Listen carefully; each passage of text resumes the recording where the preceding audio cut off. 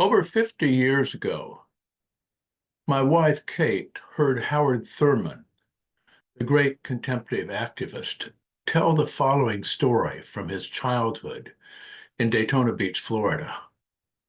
It was a hot summer day in berry picking season, and Thurman went out to the woods behind his home to berry pick. He filled his mouth and his pail as he went further and further into the forest. His berry-picking jubilee was interrupted when he saw a flash of lightning and heard a crash of thunder, and then looked around and realized that he was lost. His initial response was just start running, even though he didn't know where he was. And all of a sudden, he remembered something that his grandmother, Nancy Ambrose, had told him. When you don't know where you are, when you feel lost, stop, pause, and look around. Be still and listen and see. And that's what Thurman did. For the next flash of lightning, he looked ahead. Then he looked to the right and to the left, behind, until he saw something familiar. And then the storm brought him home. With each flash of lightning, he saw more and more familiar things until he found his way home.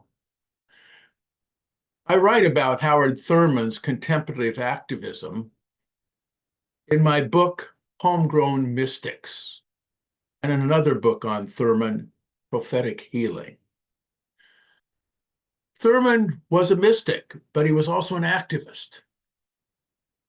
He believed that the mystic was one who encountered God as a living reality that changes your life forever. He also believed that when you encounter God, your spirit is transformed. And you want to ensure that everyone has the same opportunities to encounter God as you do. And that means changing the world. And that means confronting injustice. The mystic becomes an activist, praying and protesting, contemplating and challenging, boycotting,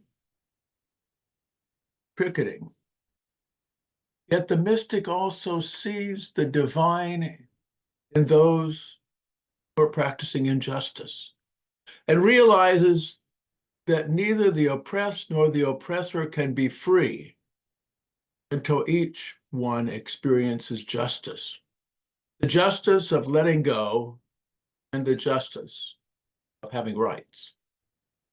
For the oppressor and the oppressed alike bear the imprint of God, are God's beloved children, and each is liberated by justice.